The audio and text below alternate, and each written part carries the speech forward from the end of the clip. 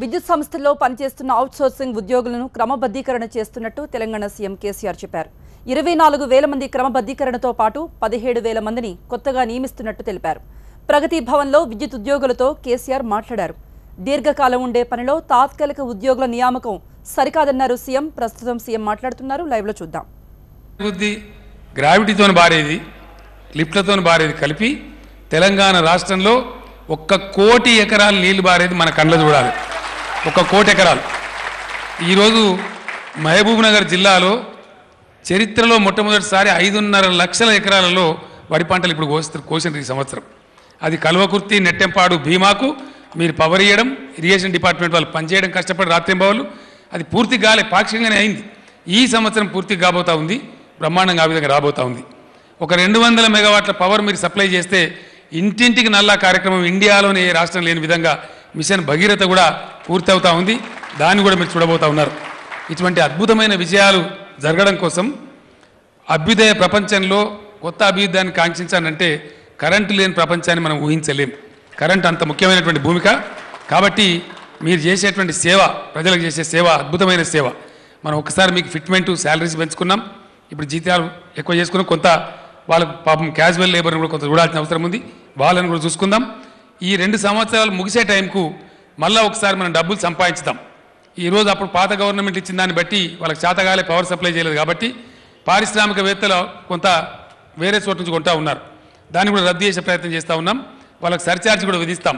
ఎందుకంటే ఆ డబ్బులు మనకు దాదాపు 2,000 కోట్ల బిల్లులు మన సంస్థకు వస్తే మనం బ్రతుకుతాం, మనం బ్రతికితే ప్రజలను బ్రతికిస్తాం.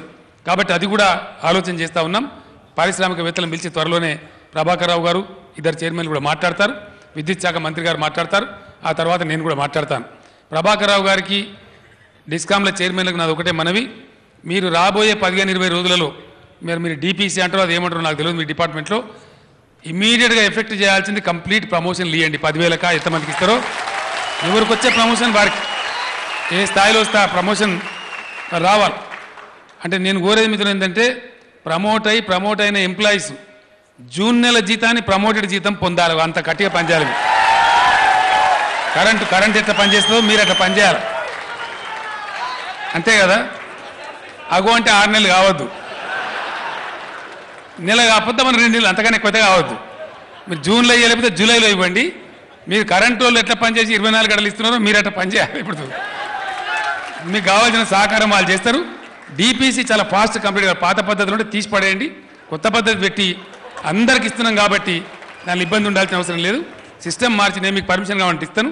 ఆ ప్రకారంగా రాబోయే 1.5-2 నెలల్లో ప్రమోషన్లు కంప్లీట్ చేయండి.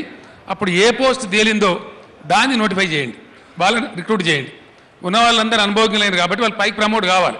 కొత్త వస్తువులంతా కింది లైన్లో వస్తే వాళ్ళు మళ్ళీ ట్రైనింగ్ కూడా అవుతారు. కాబట్టి అవి తొందరగా ఏమని చెప్పి నేను కోరుతాం, వీలైనంత ఫాస్ట్గా దయచేసి చేయాలని చెప్పి నేను కోరుతా ఉన్నా. ఆ ప్రకారం చేయండి. ఒకటి. రెండవది, ఎవరైతే అవుట్సోర్స్డ్ ఎంప్లాయీస్ 24,000 మంది ఉన్నారో వాళ్ళకి మనం నిర్ణయం తీసుకొని కూడా చాలా కాలం అయింది. దయచేసి ఆ రెగ్యులరైజేషన్ కూడా ఇమీడియట్గా ఎఫెక్ట్ చేసి వాళ్ళకు కూడా రెగ్యులర్ శాలరీస్ ఇవ్వాలని చెప్పి కూడా నేను కోరుతా ఉన్నా.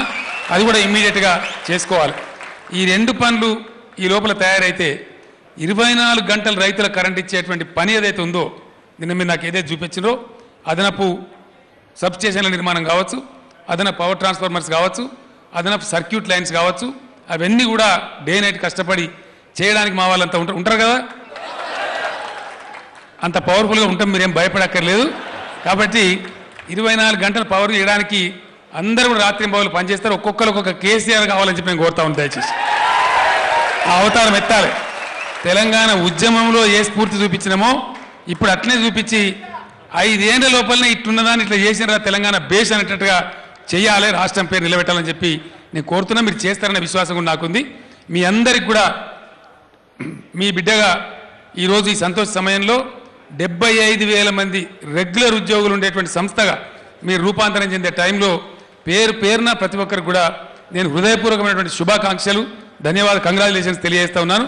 మీరందరూ కూడా సంతోషంగా ఉండి రాష్ట్ర ప్రజలను కూడా బాగా సంతోష పెట్టాలని చెప్పి కోరుకుంటూ, ఈరోజు నాకు అభినందన తెలపడానికి వచ్చినటువంటి మా అక్క చెల్లెలకు, మా అన్నదమ్ములకు అందరికీ కూడా మరొకసారి ధన్యవాదాలు తెలియజేస్తూ నేను సెలవు తీసుకుంటా ఉన్నా. జై తెలంగాణ, జై తెలంగాణ. ధన్యవాదాలు. Thank you.